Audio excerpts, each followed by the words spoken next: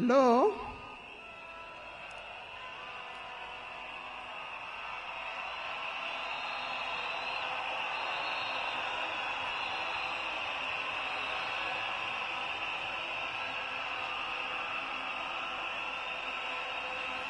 Thank you. Thank you. Thank you. To His Excellency, the President of the Republic of Kenya, His Excellency William Samoei Ruto, and Her Excellency Lady Rachel Ruto, the former President Uhuru Kenyatta,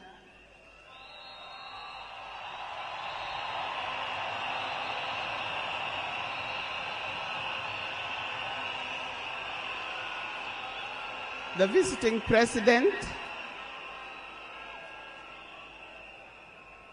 president, past and present, the deputy presidents,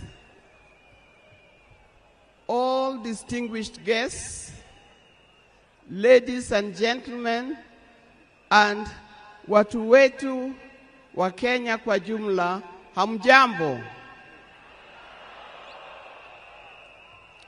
Today is a very unique day.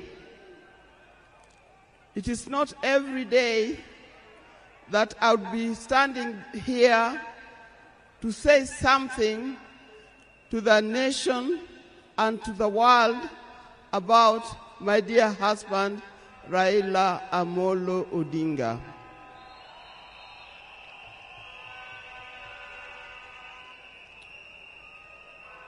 For those who don't know me, I've got a very long name.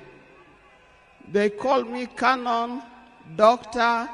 Idda Betty Odinga, EST. Now, these names don't just come like that, but they are names that are given. I cannot forget the name that the public has given me, called Min Pin.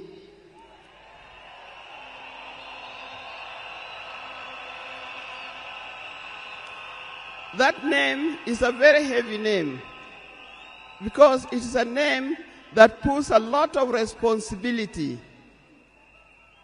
to the owner of that name. I'm also gotten the name of Peace Ambassador. And for that reason, even before I say something else, I'd like to say something about peace.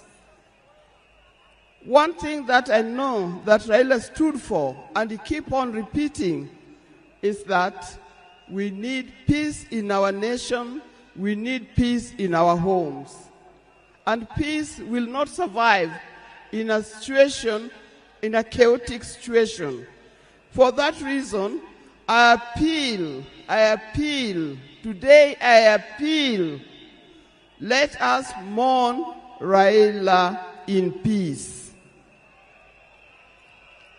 I know you are all concerned, I know you are all mourning, you are sad about this, but let's keep peace so that the peace can prevail, not only here in the stadium, but also in the rest of the country. Coming to talk about my dear husband, Raila Amolo Odinga. I first met Raila way back in the early 70s, and we got married in 1973. For that reason, I've lived with this man for 52 years. Many of the people that I see or who are in this stadium could have easily be our children. No wonder you call him Baba. That name did not come from nowhere, but came from the experience and the life that he has lived with and relationship that he has had with some of these people. During our union, we were blessed by 4 children. First, the first child was called Fidel Castro Odhiambo Odinga. When Fidel was born, I was a bit hesitant the way he gives the name. I said, why do you call him Fidel? Then he said he was a great admirer of Fidel Castro, and therefore he named his first child Fidel Castro Odinga. Later, we had the second child, Rosemary, and here again, Rose is the name of my mother, and Mary is the name of his mother. We combined the 2 names together, and we called the child Rosemary. It also has a meaning to us. When it came to the third one, and he named after his best friend and his cousin called Railas Kembo, with whom they shared the name. So we ended up with Raila Oginga Odinga. Last, there was a big gap, and I'll explain to you. Last came the 4th child. The 4th child,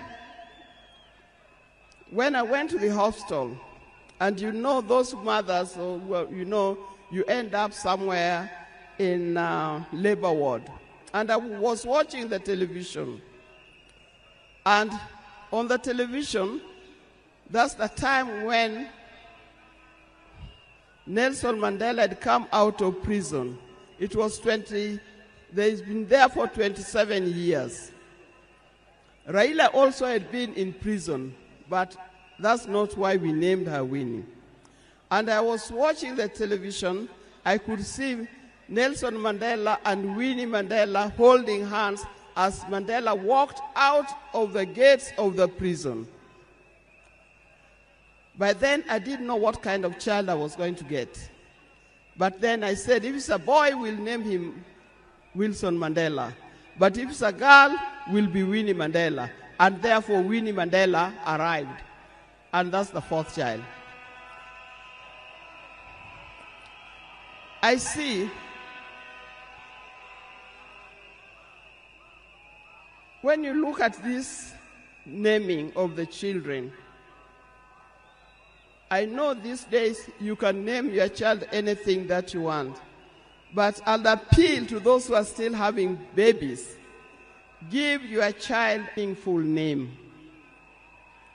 Because you name them people you never saw, you never heard of, simply because it saw the name written somewhere. There's nothing wrong with giving our children the names of the people who in our lives we think are the heroes. Our life was not smooth life. Just like any other family, there's been ups and downs. But as we continue living together, we've learned how to cope because we all have weaknesses and strengths. We learned to talk straight to one another. We learned to speak the truth, and we learned to forgive and move on. Now, that forgiving spirit was not only in the home, but is something that has spread to the Kenyan. You've seen how many times he has tried in the elections, but that forgiveness is paramount. So please don't carry grudges from one generation to another and from one group to another. We are all Kenyans. We are all Kenyans. We are sisters and brothers. We must learn to forgive easily and build together Kenya.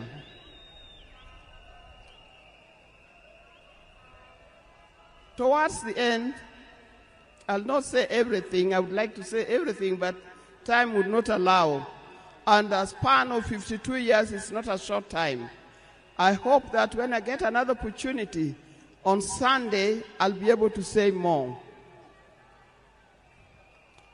But one thing that he kept on repeating to me is that we must urge Kenyans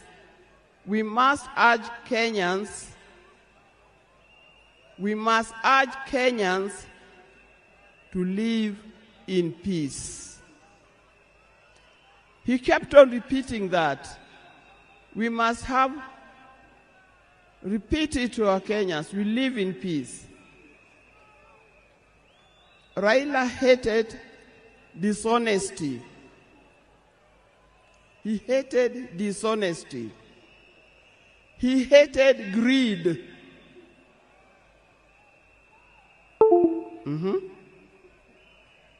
Raila would not have liked to see. So, you people, you Kenyans, I'll tell you more. But I thank you. I thank you, those who have come and those who are watching us from other places. I thank you for standing with this family. I thank you for being here for us. And I thank you for helping us to mourn Raila. May his soul lie in eternal peace. And for the people of Kenya, I wish you well, thank you, and may God bless you. Thank you.